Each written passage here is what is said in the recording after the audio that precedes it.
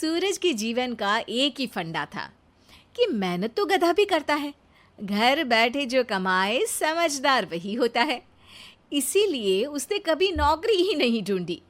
इस बात से हालांकि उसकी पत्नी शिखा बिल्कुल भी अग्री नहीं करती थी, पर फिर भी सूरज को समझाना बेकार था। टीवी में कैसे बनोगे करोड़पति का ऐड देखकर उसे लगा कि बस अब तो घर बैठे ही वो करोड़पति बन सकता है, और उसके पीछे उसने अपने सारे सोर्सेस एक्टिव कर दिए। 2 हफ्ते में उसके कलीग के साले के पड़ोसी के बेटे का सोर्स निकलता है जो कि उसे शो में पहुंचा सकता है, और सूरज उससे मिलने चला जाता है। अच्छा, तो हमें मुकेश जी बता रहे थे कि आप हमें शो में पहुंचा सकते हैं। हाँ, उसमें कोई तकलीफ नहीं है। मैं कल अगर कोशिश करूँ तो इसी महीने में आपका नंबर आ जाएगा। अरे ये तो बहुत बढ़िया हो गया। अच्छा, वो सिलेबस और क्वेश्चन पेपर का कोई जुगाड़ है क्या? हैं? उसका तो कोई जुगाड़ नहीं है। तो वो वाकई में कुछ भी पूछ सकते हैं? हाँ, वो तो बच्चन जी पर है, जो पढ़ते हैं वो पूछ लेते हैं। पहली कोशिश फेल होने पर अब सूरज के सामने एक बहुत बड़ा सवाल था कि आखिर जवाब कहाँ से लाए। तब शिखा ने एक सजेशन दिया, क्यों ना सूरज अपने चचेरे भाई सुमित से मदद मांगे, जो कि यूपीएससी की तैयारी कर रहा था। हालांकि इतनी मेहनत करना सूरज को समझ में नहीं आता था, पर कोई और रास्ता ना मिलने पर वो आखिर सुमित से बात करता है। अरे सुमित, हमारा कैसे बनोगे करोड़पति के लिए सिलेक्शन होने वाला है। तुम हमें थोड़े चिट बनाने में मदद करोगे क्या? अरे भैया, चिट बनाए तो सालों हो गए, उसमें हमारा एक्सपर्टीज नहीं है, बल्कि आप बोलो तो हम आपकी पढ़ने में ज़रूर मदद कर सकते हैं। हट, कैसी अनाप शराब बातें कर रहा है तू। सूरज ने सुमित को मना तो कर दिया था, पर तैयारी करने के सिवाय कोई चारा उसे दिख भी नहीं रहा था, खासकर जब 12 के पेपर लीक करने के एक्सपर्ट शुक्ला जो भी हाथ जोड़ लेते हैं। आखिर सूरज को सुमित के पास जाना ही पड़ा, और उसने सुमित और शिखा से वादा किया कि वो बहुत मेहनत करेगा।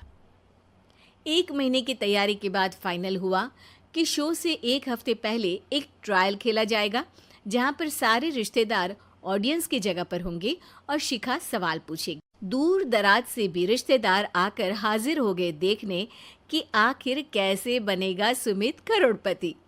सब कुछ सेट था, और इतने में सूरज आकर अपना स्पीच देता है।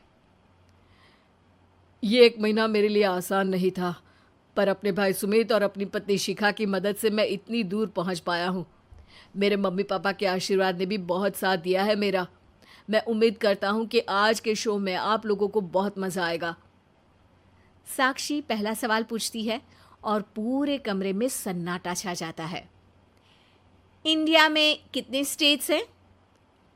3, सॉलिड, लिक्विड और गैस। अरे रुकिए, तो ऑप्शंस तो देने दीजिए।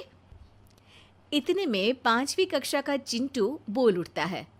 अरे क्या मामा, आप तो पहले सवाल पर ही आउट हो गए।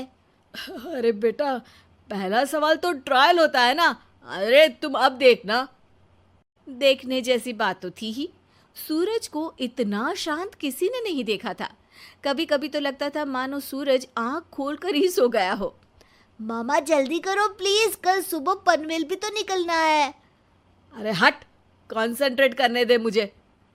3 सवाल में 3 लाइफलाइन खत्म हो चुकी थी, और अब चौथे सवाल पर भी सूरज का मौन नहीं टूटा।